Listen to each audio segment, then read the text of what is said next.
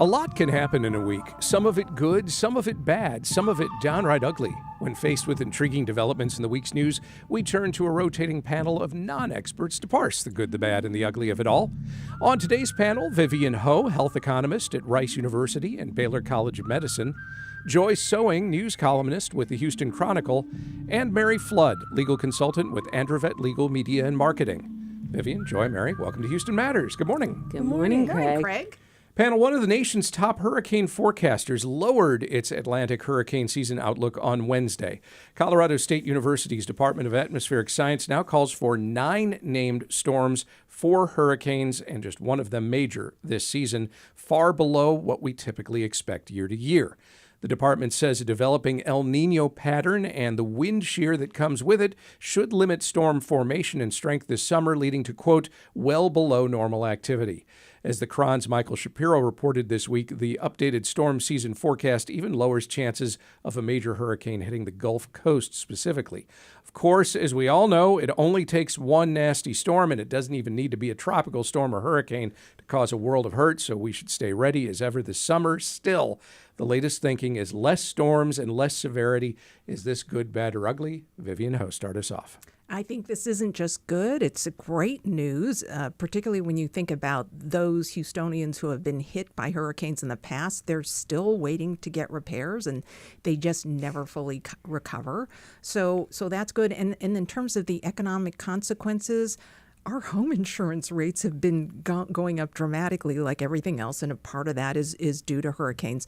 So hopefully this means good news, although just from reading the Houston Chronicle, unfortunately, we don't have good information on amount of coverage and price of coverage compared to other states. But I guess the state legislature is working on that. Texas Department of Insurance is working on that. Hopefully we'll be able to sort of benefit from seasons when hurricanes are not as common. Okay, good, bad, or ugly, Joy Sewing. I don't know if it's good, bad, or ugly, or cautious because, we know that even if it's a light hurricane, if our power goes out for a couple of days, then many of us are in deep waters, and it's not just about how the strength of the hurricane or the storm. It's all of the things that happen afterwards, and I don't know. I sometimes I just don't trust what some of the information because I just want to always be prepared. So, okay. Yeah. Good, bad, or ugly, Mary Flood. It's good, but, you got to be cautious. I want to take some comfort in this, but I've been through Alicia to Beryl, and it sounds like that's not much because it's A to B, but it was a lot. But, I'm still going to buy the water that I'll drink and the peanut butter and crackers that I'll eat and the canned soup that I'll throw out in 2 to 3 years.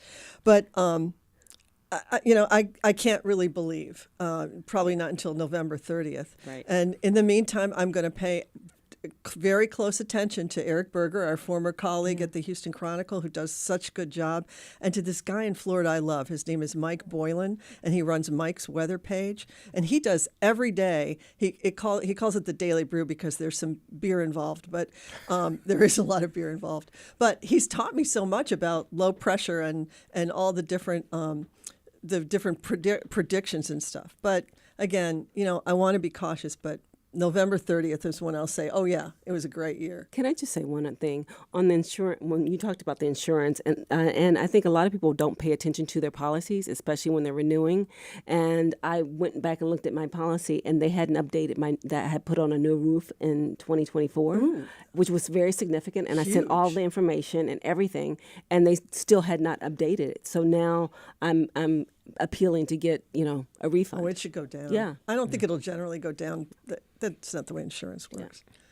Panel, prediction market platforms like Kalshi and Polymarket are all the rage these days. They allow folks to bet on the outcomes of all sorts of things. Well, the Texas Medical Association is concerned they could be causing more young adults to develop gambling addictions, and the organization wants state lawmakers next session to establish restrictions on such platforms for anyone under 21. As KERA's health reporter Abigail Ruman reported this week, Texas is among 11 states where sports betting is illegal, but prediction markets currently are regulated like commodity futures trades as event contracts that can be tied to sports or the financial markets or politics or even the weather. Dr. Lindy McGee from Baylor College of Medicine says right now high school seniors are legally walking around with Vegas in their pockets and that they can bet on just about anything. She says there's bipartisan support in Austin for an age limit and a ban on any advertising aimed at kids. In a statement to KERA, Polymarket said any state legislative effort would, quote, run counter to existing regulation. Texas lawmakers next session might try to curb prediction market use among Texas minors. Is this good, bad, or ugly, Joy? I think it's good, and I think it's, especially if they can do it, I think it's important because we already know what screens are doing to our children's brains, and addiction is real. Try putting down your own phone for a little time. So I think it's important that we have some type of restriction on, especially on gambling. All right. Good, bad, or ugly, I Mary? think it's a good idea, but I think it's incredibly unlikely that the Texas legislature is going to do anything. The White House supports this. The White House has said they don't want state laws getting in the way. The White House has Donald Trump Jr. as a consultant to both of the major platforms of this. So I just don't see actually anything happening, though I think that it's a great idea. Mm-hmm. Obviously, not only children need help. One of the major newspapers wrote a story about how a lot of adults, they've got that Vegas in their pocket, and because it's so easy, just hit a button, that they're going into debt like they never had before because it's so easy. But also, it's so susceptible to fraud. My favorite fraud that I know of is that George Santos, that incredibly amoral former congressman from New York. I mean, he put out a statement saying, "I'm going to the State of the Union."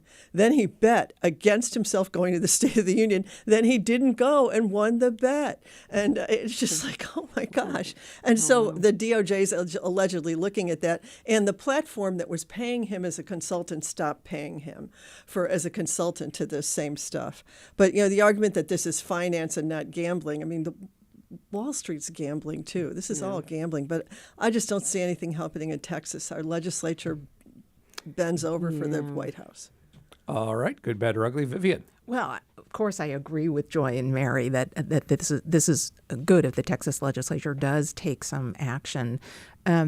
Interestingly enough, there is not peer-reviewed evidence that Polymarket and Kalshi are leading to, say, addiction to gambling or larger debts. But that is only, I think, because it is so hard to get the data quickly.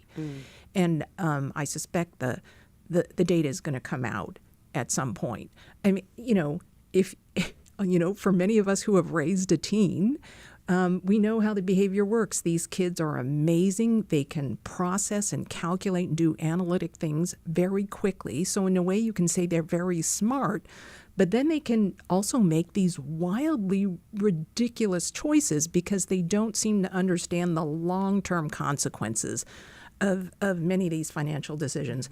And, they say the amygdala doesn't develop until you're fully developed until you're age 25. So I can see why the Texas Medical Association is saying this is important to not have the exposure to the gambling early on. And that makes a lot of sense. I'm hopeful that the legislature will act on this simply because, Texas, we have stricter alcohol laws still. There are things that sort of run in the deep beliefs of some of our legislatures, and I'm hopeful that they'll act.